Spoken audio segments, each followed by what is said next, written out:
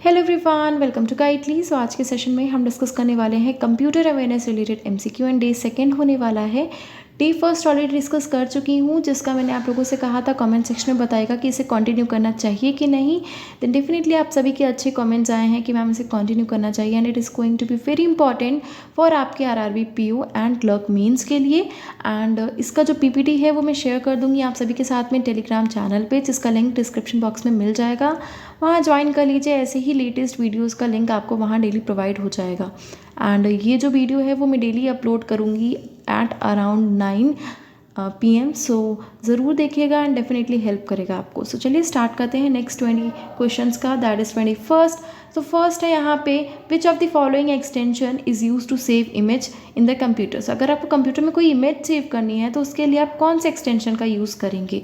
So obviously .jpeg, ये सभी जानते होंगे कि .jpeg का ही यूज़ करते हैं। .png भी होता है जिसको हम इमेज फॉर्मेट में सेव करने के लिए यूज़ करते हैं, बट मोस्ट प्रोबेबली आपका .jpeg यूज़ होता है, जिसका फुल फॉर्म होता है ज्वाइंट फोटोग्राफिक एक्सपर्ट्स ग्रुप। तो फुल फॉर्म भी बता दें बिकॉज एग्जाम में फुल फॉर्म भी आपसे पूछ सकते हैं। देन नेक्स्ट है आपका मशीन लैंग्वेज को जो हम और किस नाम से जानते हैं, and it is also referred as binary language, high level language, middle level language या लो लेवल लैंग्वेज। तो आंसर हो जाएगा option A, that is binary language. So machine language को बाइनरी लैंग्वेज भी कहा जाता है। द नेक्स्ट है, what is the another name for the functional language. So functional language के लिए दूसरा नाम क्या है। Machine, application, low level language, high level language, या इनमें से कोई नहीं। तो आंसर हो जाएगा option B, that is application. ठीक है। द नेक्स्ट है, इनमें से कौन सा ऐसा है ट्रांसलेटर जो ट्रांसलेट करता है सिमेंटिक इंस्ट्रक्शंस को जो कि प्रोग्रामर्स द्वारा डेवलप किया जाता है into the machine language. So basically एक प्रोग्रामिंग लैंग्वेज यानी कि सिमेंटिक इंस्ट्रक्शंस को मशीन लैंग्वेज में कन्वर्ट करने के लिए हम किसका यूज़ करते हैं। सो that is assembler, interpreter, loader, compiler, या इनमें से कोई नहीं। तो आंसर हो जाएगा option A, that is assembler का यूज़ करते हैं जब भी हमें सिमेंटिक इंस्ट्रक्शंस को जो कि प्रोग्रामर्स द्वारा डेवलप किए गए हैं उन्हें मशीन लैंग्वेज में कन्वर्ट करना हो। देन नेक्स्ट है, क्रोम जो है वो आपका कौन सा सॉफ्टवेयर है। Operating software, operating system software, application, system, utility, या इनमें से कोई नहीं। तो आंसर हो जाएगा option B, that is application software. ठीक है। तो याद रखिएगा क्रोम जो है वो एप्लीकेशन सॉफ्टवेयर है, इसको इसमें मत ले लीजिएगा, ये जो है वो आपका एप्लीकेशन सॉफ्टवेयर है। ठीक है। तो नेक्स्ट है, एस रैम जो होती है वो डेटा रिटेन करती है जब तक पावर प्रोवाइड की जा रही है मेमोरी चिप को, एंड जो इसे है वो रिफ़्रेश नहीं किया जाना पड़ता पीरियोडिकली। ठीक है। तो आपको बताना है एस का फुल फॉर्म क्या है। सो एस रैम का फुल फॉर्म क्या होता है, static random access memory.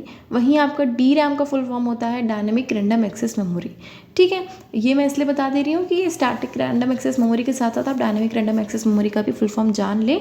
So static means क्या होता हुआ है, रुका हुआ, that's why it needs not to be refreshed periodically, इसीलिए इसका फुल फॉर्म होता है static random access memory. So S यहाँ पे हो जाएगा स्टैटिक। देन नेक्स्ट, कंप्यूटर की जो कैपेबिलिटी है जो कि डिस्टिंग्विश कर लेती है स्पोकन वर्ड्स को, उसे क्या कहा जाता है। सो अगर जो लोग टाइप नहीं कर सकते तो उनके लिए वॉइस रिकग्निशन का हम यूज़ करते हैं। वॉइस रिकग्निशन क्या होता है, उसका हम यूज़ करेंगे तो जो भी हम बोल रहे हैं वो टाइप हो जाएगा एंड इजीली सर्चेबल होता है। तो वो क्या होता है, वॉइस रिकग्निशन। Answer D.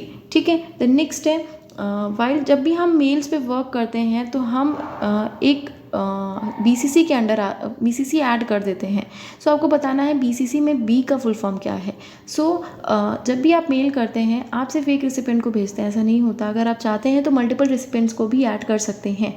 वो कैसे, आप उन्हें CC में ले सकते हैं। CC यानी कि कार्बन कॉपी, एंड उसी की तरह होता है एक BCC जिसपे पता ही नहीं चलता कि किसने मेल किया है क्या नहीं है, इसीलिए उसे ब्लाइंड कार्बन कॉपी कहा जाता है।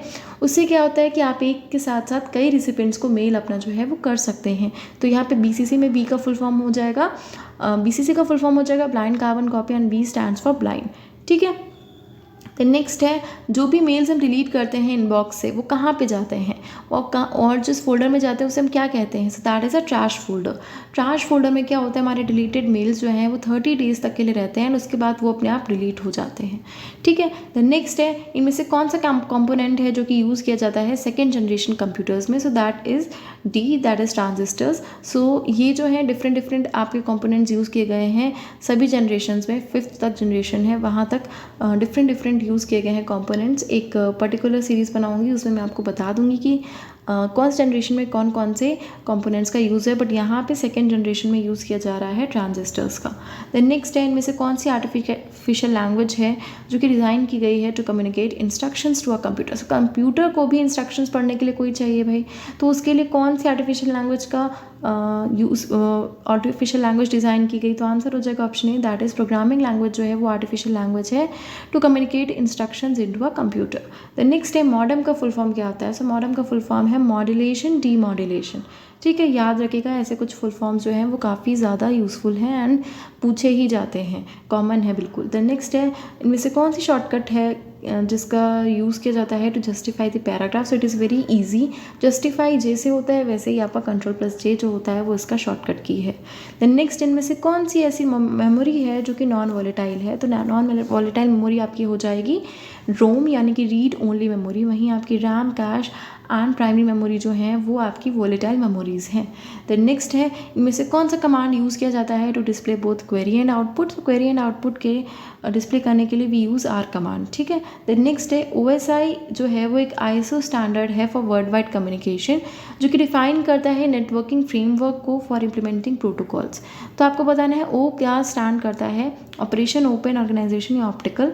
Then definitely it stands for open, because OSI का फुल फॉर्म होता है ओपन सिस्टम इंटरकनेक्शन एंड इसमें 7 लेयर्स होती हैं for implementing protocol. Then next है, कौन सा ऐसा ऑपरेशन है जो यूज़ किया जाता है in which data is move to a different location. किसी डिफरेंट लोकेशन पे डेटा को मूव कराने के लिए which operation we will use, तो आंसर हो जाएगा option A, that is block move.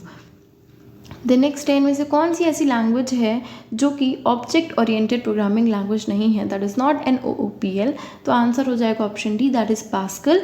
And Pascal जो है वो imperative and procedural programming language है। वहीं आपकी Python, C++, Java and Ruby जो हैं वो आपकी ऑब्जेक्ट ओरिएंटेड प्रोग्रामिंग लैंग्वेजेस हैं।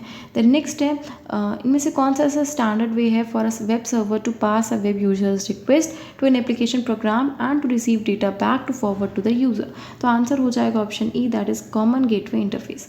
देन नेक्स्ट है, कौन सा ऐसा सॉफ्टवेयर है that is design for users जो कि कस्टमाइज़ करना चाहते हैं प्रोग्राम को जो कि वो यूज़ कर रहे हैं, तो आंसर हो जाएगा option A, that is shareware. ठीक है, सो ये हमने डिस्कस कर लिया नेक्स्ट 20 क्वेश्चंस को एंड कमेंट सेक्शन में बताइएगा कैसा लगा आपको ये सेशन। एंड अगर आप चाहते हैं कि नेक्स्ट 20 क्वेश्चंस भी हम डिस्कस करें, then let me know the comment section. Session अच्छा लगा है then do like it, share it with the friends and not forget to subscribe the channel. Thank you so much.